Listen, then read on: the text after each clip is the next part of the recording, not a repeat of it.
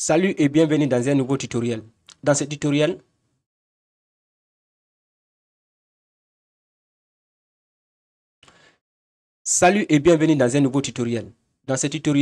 on va voir le concept des surprises et demande zone. Voici notre workframe qui est là. On verra c'est quoi les surprises et demande zone. Quelle est la psychologie derrière la formation des surprises et demande zone. Comment tracer correctement nos zones de surprise et demande. Et comment identifier les surprises et demandes zones valides. Parce que ce n'est pas tous les surprises et demandes zones qui sont valides. Mais comment identifier les zones de surprise et les zones de demande qui sont valides. Comment trader les zones de surprise et demande. Et quelles sont les erreurs à éviter lorsqu'on a affaire avec les surprises et demandes. Dans ce tutoriel, on va aller du niveau basique jusqu'au niveau très approfondi. Laissez concentrer. Lorsque vous êtes dans un marché, excusez-moi, je vais enlever ça. Lorsque vous êtes dans un marché où le marché commence à consolider comme ça, consolide, ça, on peut tout simplement tracer notre, n'est-ce pas, pour tracer une ligne ici comme ça et une autre ligne pour déterminer que nous sommes dans un range. Le marché a consolidé comme ça et cette consolidation là ici est appelée tout simplement base. C'est une consolidation. C'est appelé base. Ce sont des thèmes du trading. On appelle ça ici base, notre base. Maintenant, lorsque le prix sort dans cette consolidation là et puis continue vers la hausse comme ça, ici, la partie là est appelée base et l'impulsion qui s'est produit vers la hausse là, c'est la appelée large. J'espère que c'est clair. Et si l'impulsion se produisait vers la baisse, ici, la partie là on appelle toujours base. La zone de consolidation là est appelée base. Et l'impulsion qui se produit vers la baisse là, c'est la appelée ici drop. Ça descend. J'espère que c'est clair. Maintenant, l'impulsion se produit vers la hausse comme ça. On a base, large. Je peux même, si j'ai mis le nom quelque part ici, ok, d'accord. Je peux envoyer le nom pour les mettre pour que vous les identifiez facilement.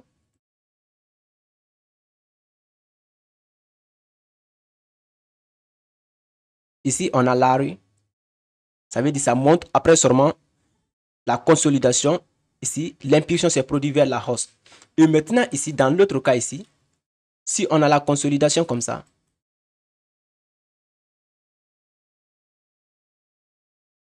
après la consolidation, le prix descend vers la baisse, comme ça.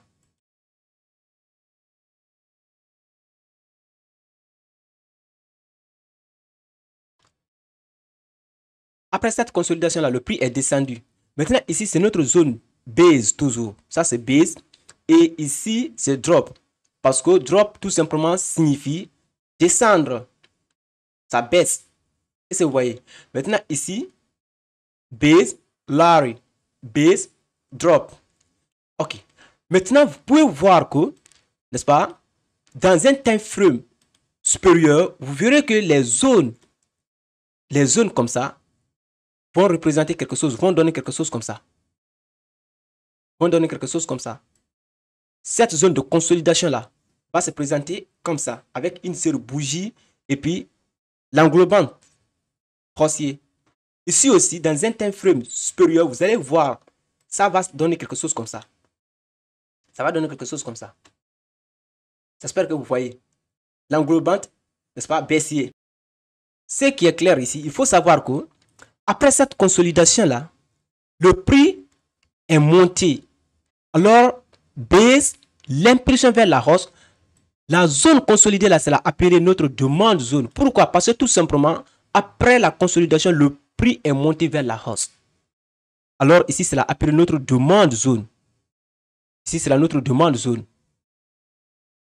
Ici, après la consolidation, le prix est descendu vers la baisse. Alors, la zone consolidée là, c'est la appelée notre surprise zone. Et retenez que les demandes zones peuvent être aussi appelées les zones d'accumulation. Les surprise zones peuvent être appelées les zones de distribution. Demande et surprise. L'offre et la demande. Ne vous focalisez pas d'abord sur la psychologie qui est derrière comme j'ai si bien dit, il faut vous focaliser d'abord sur le fashion mécanisme, c'est-à-dire sur le mécanisme. La psychologie qui est derrière, ici, la formation de ces zones-là et l'impulsion, ce qui produit l'impulsion et la formation de ces zones-là, on va essayer de voir ça ensemble. Mais focalisez-vous d'abord sur le visuel mécanique. Parce que ce tutoriel-là, on va commencer du niveau débutant, n'est-ce pas, niveau basique, jusqu'au niveau approfondi. Laissez concentrer. D'accord. Comme je disais, les demandes zones-là, pourquoi? Parce que tout simplement, après la consolidation, le prix est monté vers la hausse. Ici, les surprise zones, pourquoi? Parce que tout simplement, après la consolidation, le prix est descendu vers la baisse. Mais ce n'est pas au hasard qu'on les appelle demande ou surprise zone. Il y a certains critères qui doivent remplir avant qu'on les appelle les demandes et surprise zone. Et si on arrive sur le point où on va expliquer la psychologie qui est derrière la formation de chacune de ces zones-là, c'est là-bas où que vous allez comprendre, oui, ils ne sont pas seulement appelés surprise ou demande au hasard comme ça. J'espère que c'est clair. Comme je disais, ici les zones là peuvent être appelées les zones d'accumulation et les surprise peuvent être appelées les zones de distribution.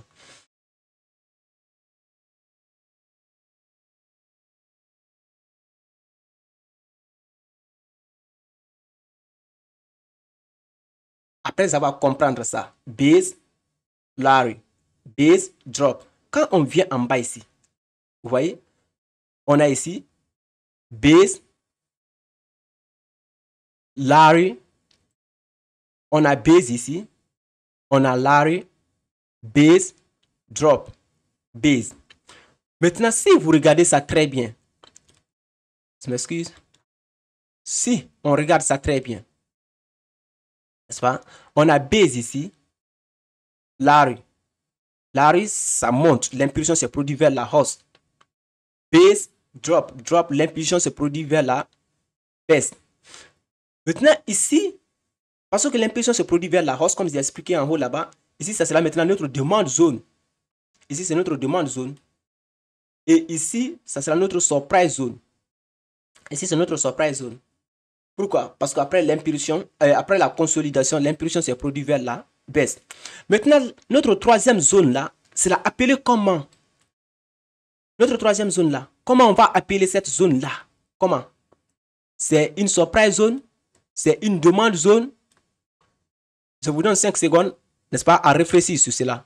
Si c'est une surprise zone ou si c'est une demande zone. 5 secondes, on va.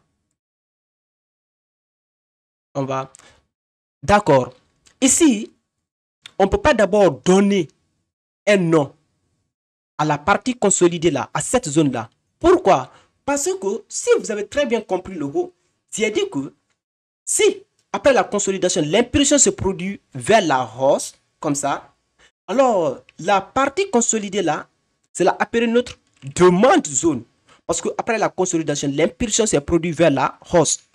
Et après la consolidation, si l'impulsion se produit vers la baisse, la partie là, c'est la appelée notre surprise zone. Notre surprise zone. C'est la raison pour laquelle c'est comme ça d'abord, on ne sait pas si le prix va casser vers le haut, monter ou bien le prix va descendre vers la baisse. Et vous pouvez voir ici, on peut tout simplement dire ici, accumulation, l'impulsion, distribution, l'impulsion. Et ça aussi, c'est une autre manière encore d'appeler ces zones-là. Ici, vous pouvez voir, lors de l'impulsion, vous pouvez voir le prix lorsqu'il est en train de monter, il peut former quelque chose ici, là, comme ça, avant de continuer vers la hausse. Ou bien lorsqu'il est en train de descendre, il peut former quelque chose ici, comme ça. Une autre zone de consolidation avant de descendre. Maintenant, les zones là, ici, ont l'air non. Encore, les zones là ont l'air non. C'est ça qui va nous ramener sur notre deuxième figure ici.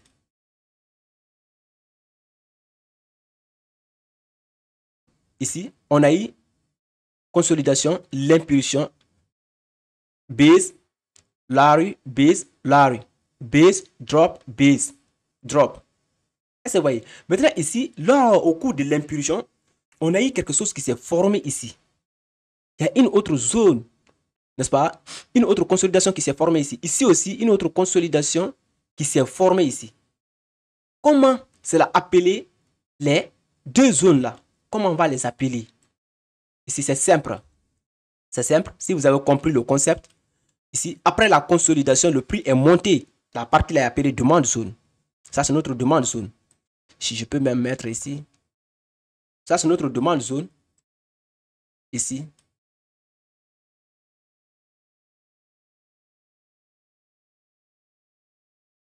Ici, c'est notre demande zone. Ici. D'accord. Maintenant, ici, on va donner le nom n'est-ce pas, de la partie là. Ici, c'est notre surprise zone. On va d'abord avec le surprise zone qui est en haut ici. Peu du tout simplement ici, c'est notre surprise zone.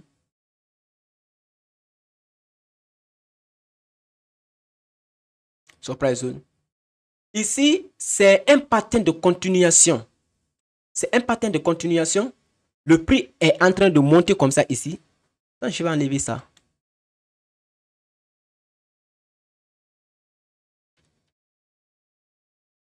Le prix était en train de monter comme ça.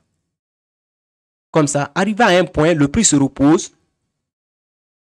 Après, il continue vers la hausse. Alors, c'est un pattern, ça là, c'est un pattern de continuation. Est-ce que vous voyez? Alors, on va dire ici, continuation pattern, demande zone. Parce que c'est une zone de demande. Pourquoi? Parce que ici, regardez, après la consolidation, l'impulsion s'est produite vers la hausse. Alors, c'est une demande. C'est une demande zone. C'est une zone de demande. J'espère que c'est clair. Mais c'est quel type de demande maintenant? C'est une pattern de continuation. Alors, on va appeler continuation pattern. Demande zone. CP demande zone. Attends, je vais essayer de mettre. La partie là, c'est la appelée notre CP demande zone. Comme ça. Parce que c'est un pattern de continuation. CP demande zone. Ici, c'est notre surprise zone. Ici aussi, c'est la même chose. C'est au cours de l'impulsion que la consolidation là s'est formée.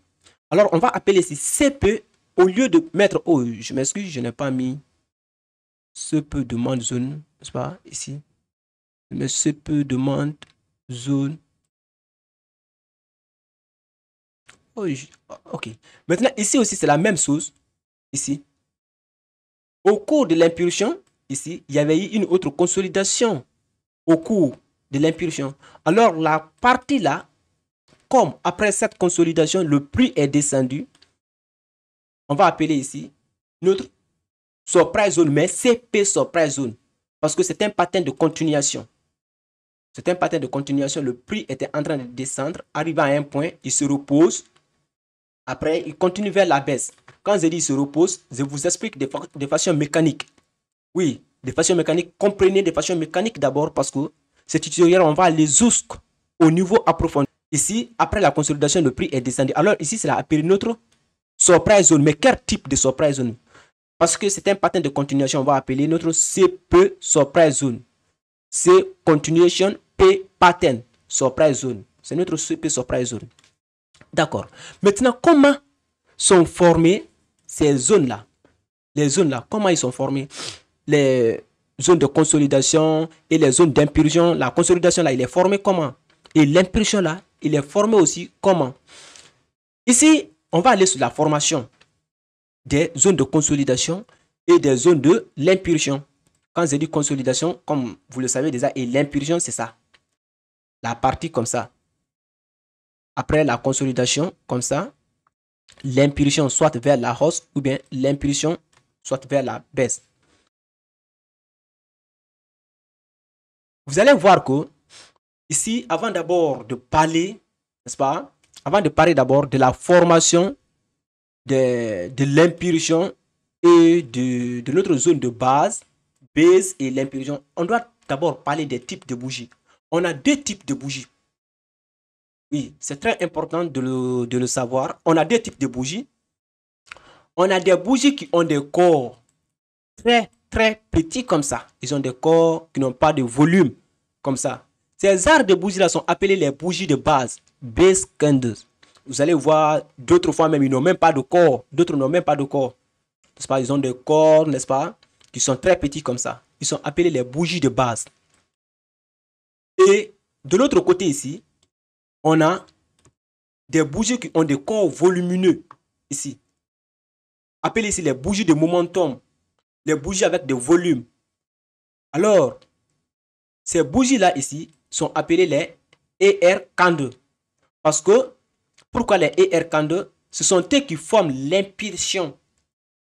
Ici, les bougies-là, les base candles, là, ce sont eux qui forment la consolidation comme ça. Lorsque vous voyez, n'est-ce pas, les zones consolidées comme ça, sont formées, n'est-ce pas, le plus souvent par les bougies-là. En général, ils sont formés par les bougies de base. Et si vous voyez l'impulsion là, comme ça, ces impulsions là sont formées par les bougies appelées ici les ER candles. Et vous voyez, c'est-à-dire ER candle veut dire Extended Range Candles. Pour voir ici, les bougies de base le plus souvent qui forment la consolidation et l'impulsion ici est formée par les ER candles comme vous pouvez voir. Ce sont des bougies avec des corps très volumineux qu'on peut appeler ici les bougies de momentum. Ici. Maintenant, comment maintenant déterminer, identifier d'abord nos zones de demande et supply. Je m'excuse.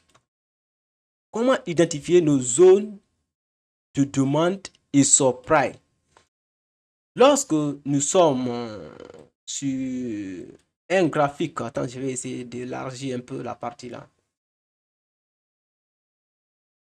Lorsque nous sommes sur un graphique où le prix est en train de faire quelque chose comme ça, des pics et des creux de prise en prix haut, comme ça, ici. Pour identifier tout simplement nos demandes et supply zones, si vous pouvez identifier les creux et les pics sur un graphique, c'est que vous pouvez identifier les demandes et les supply zones. Oui. Ici, sur ce graphique-là, on a ici les creux. Ça, c'est notre demande zone. Ici aussi, on a un creux, demande zone. Ici aussi, creux, demande zone. Ici, on a notre supply zone. Les pics là sont nos supply zones. Supply zone. Supply zone. Vous voyez? Ici, c'est nos supply zones, les pics, et les creux sont nos demandes zones. J'espère que c'est clair. Retenez que nous sommes dans une tendance haussière. Et dans une tendance haussière, les pics qui sont là sont très faibles, qu'on ne peut pas les désigner comme si les supply zones. Ils ne remplissent pas encore les conditions d'éligibilité d'être appelés supply zone ici. Comme nous sommes dans une tendance haussière, ce sont des creux qu'on va se focaliser dessus. Là, c'est la psychologie que vous allez comprendre là-bas. Pourquoi on n'a pas choisi les pics, mais plutôt on a choisi les creux. Lorsqu'on va arriver sur le niveau où je vais vous expliquer la psychologie qui est derrière la formation de chacune de ces parties-là, et encore les conditions d'éligibilité, vous allez comprendre pourquoi les pics ne sont pas choisis. C'est juste que les creux qu'on s'intéresse dans un mouvement haussier. Ici, on a notre, quand je vais tracer là, on a notre demande zone ici. On a notre demande zone ici. Ici encore, on a notre demande zone. Notre demande zone. J'espère que c'est clair. Ici, on a des demandes zone parce que nous sommes dans une tendance haussière. Alors, on se base sur les creux. Et si nous sommes dans une tendance baissière, nous sommes dans un mouvement baissier. Lorsque nous sommes dans un mouvement baissier comme ça, où le prix est en train de faire des pics et des creux de prise en prix bas, ici, encore, on a notre supply zone, supply zone, supply zone. Ici. Ici, on a notre demande zone, demande zone. Mais dans une tendance baissière, ici, les creux ne sont pas qualifiés. Généralement, les creux ne sont pas qualifiés, n'est-ce pas, ne remplissent pas les conditions d'éligibilité pour qu'on les choisisse comme si notre demande zone. J'espère que c'est clair. Ce sont les pics qu'on va s'intéresser ici, parce que ce sont les pics qui remplissent cette condition. Ce sont les pics qu'on va s'intéresser ici. Ici, on a notre supply zone ici. Ici aussi, on a notre supply zone à ce niveau. À ce niveau-là aussi, on a notre supply zone. J'espère que c'est clair. Ok. D'accord, on va aller un peu en avance. On va progresser un peu en avance. Et le plus souvent, en général, vous allez voir ici, comme ça, dans les creux ici, ce sont ces bougies appelées les bougies de base qui, n'est-ce pas, qui forment les creux et les pics.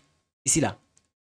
En général, vous allez voir, ce sont des bougies de base que vous verrez sur les creux et les pics ici. Voyez, dans les creux, là, vous allez voir que ce sont des bougies de base, soit un, deux ou plusieurs bougies de base qui, n'est-ce pas, qui vont former le creux ici. Et aussi, au pic ici, vous allez voir qu'il y a un ou plusieurs bougies de base qui vont former le pic ici. Mais ça ne veut pas dire que, je parle du cas général, en général. Ça ne veut pas dire que les ERC candles aussi, vous n'allez pas les voir ici.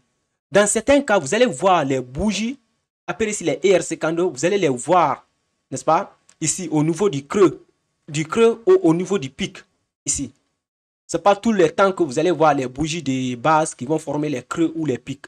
Des fois, dans certains cas, vous allez voir les bougies appelées ici les ERC candles qui vont former les creux ou les pics.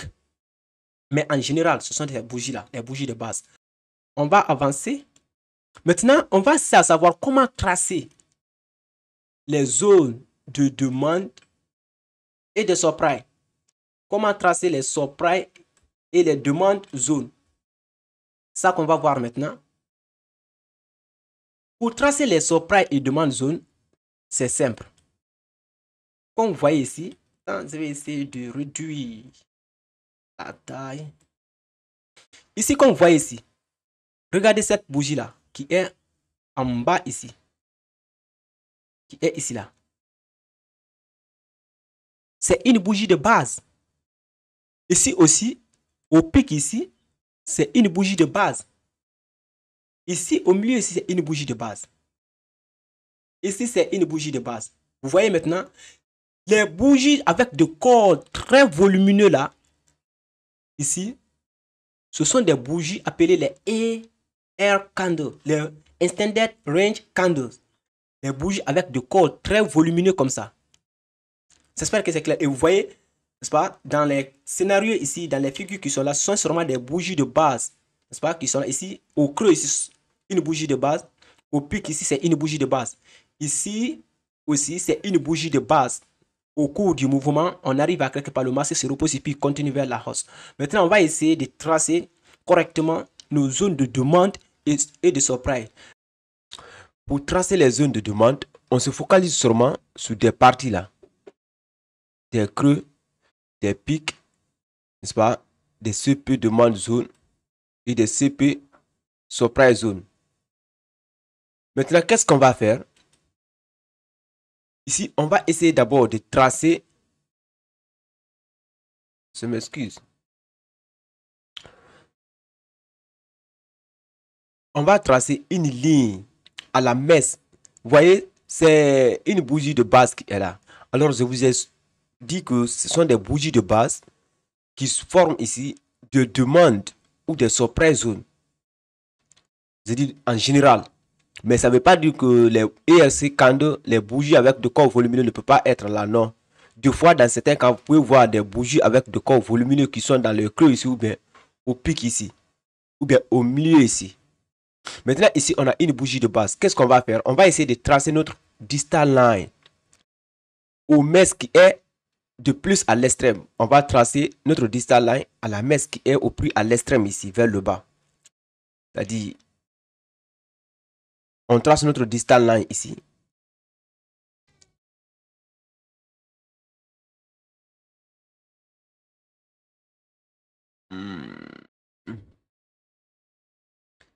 Et notre proximal line au corps de la bougie ici. On trace notre proximal line. C'est pas la messe ici maintenant, mais au corps juste de la bougie ici. On trace notre proximal line ici. C'est entre ces deux lignes-là, la zone là qui est notre demande zone. Retenez que nous étions dans un mouvement baissier et arrivé ici, on est entré dans un mouvement haussier. Cette zone-là est notre demande zone. On va essayer de de tracer la zone. La zone là est notre demande zone.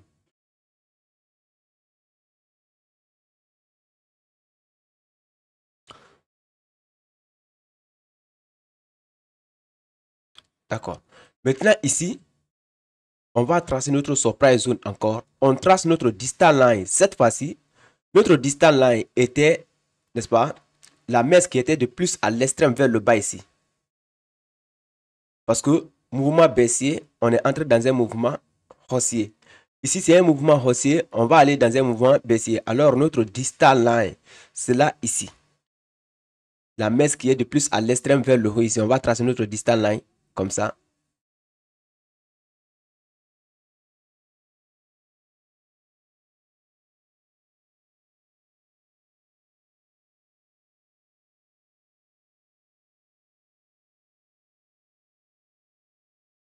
Et notre proximal line juste à l'ouverture de la bougie ici. Entre les deux lignes là, entre notre distal line et notre proximal line, c'est la zone là qui est notre surprise zone. Notre zone de distribution. On peut tout simplement marquer la zone comme ça. C'est ça qui est notre surprise zone.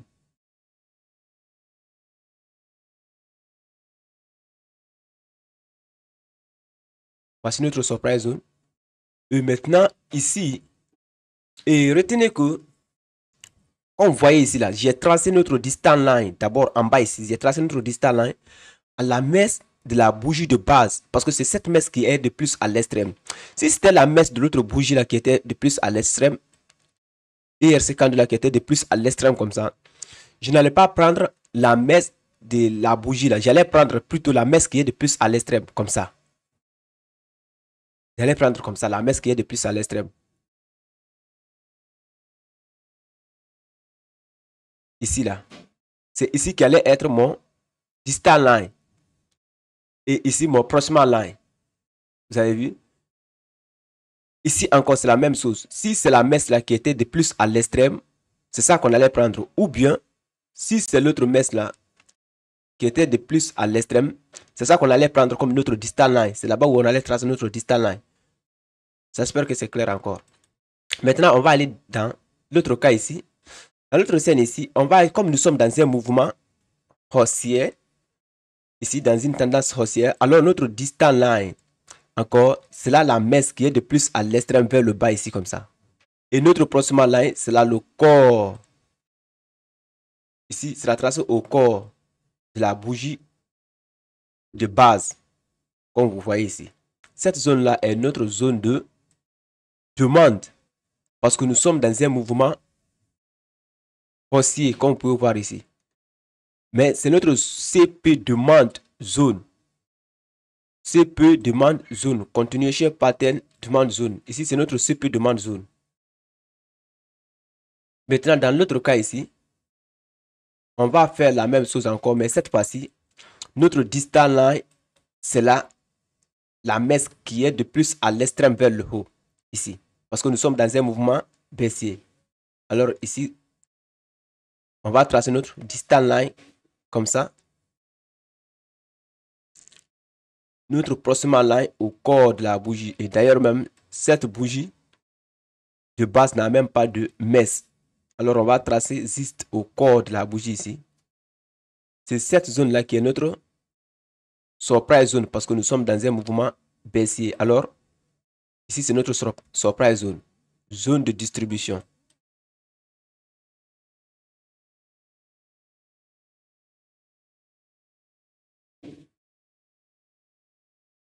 Je m'excuse même. Ici c'est notre CP surprise zone. C'est pas notre surprise zone, mais plutôt c'est notre CP surprise zone. Ici c'est notre. Et si c'était la mèche là qui débordait comme ça, oh, je m'excuse. Si c'était la mèche de l'autre bougie qui débordait comme ça, c'est cette mèche là qu'on allait prendre comme notre distant line. J'espère que c'est clair. D'accord.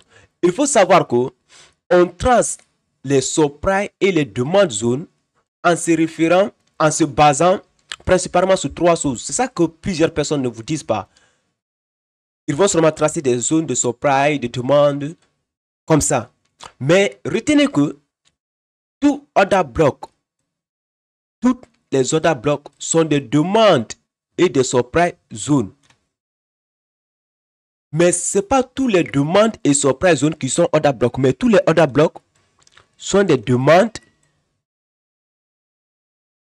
et des surprise zones. Sont des demandes et des surprise zones. Mais ce n'est pas tous les demandes et surprise zones qui sont des other blocs. Non, non, non, non.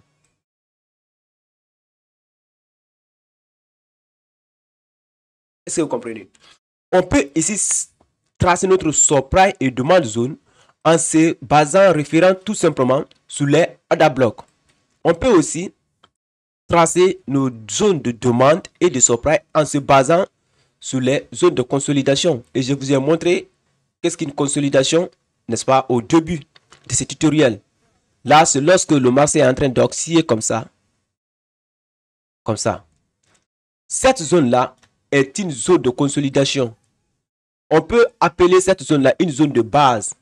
Lorsque le prix fait l'impulsion vers la hausse, alors la zone-là, c'est appelée notre demande zone.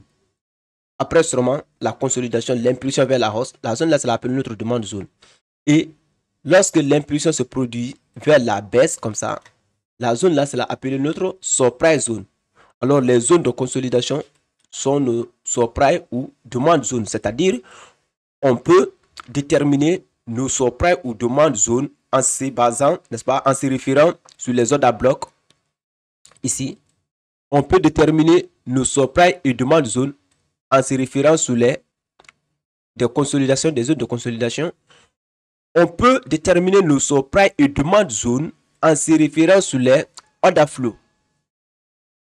Les order flow. C'est-à-dire les order flow, lorsque le marché est en train de monter comme ça, arrive à quelque part, n'est-ce pas? Il commence à osciller comme ça avant d'aller vers la hausse. Ici, le dernier mouvement haussier qui est là, ça là, le dernier mouvement baissier qui est là, du moins, le mouvement là. Quand je vais essayer de changer la couleur de ça pour que vous allez très bien voir. Prendre une couleur raisonnable. Oh, ça là aussi, je vais prendre la couleur blanche. Ok.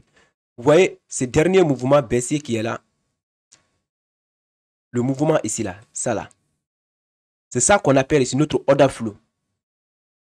J'espère que c'est clair. C'est ça qu'on va marquer, n'est-ce pas, du sommet au creux.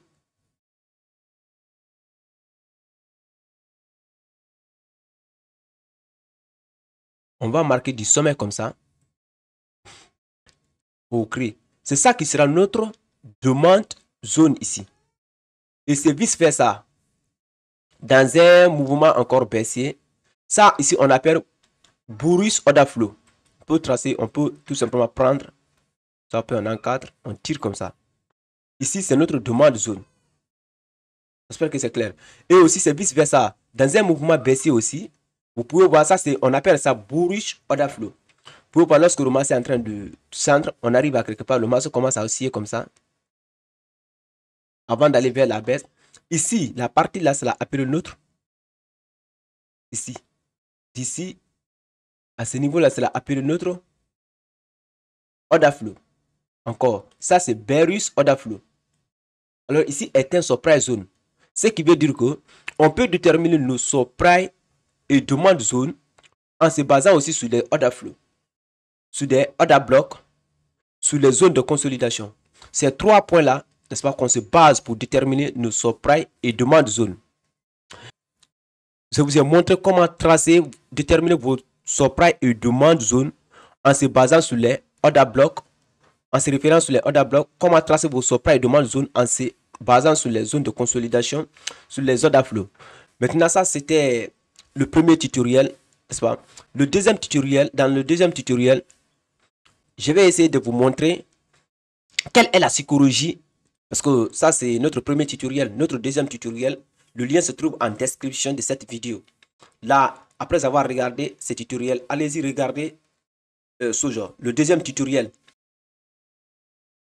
Après avoir regardé la deuxième partie, vous n'aurez plus de problème avec les demandes et des surprise zones. Jamais. Et vous pouvez trader efficacement les demandes et surprise zone.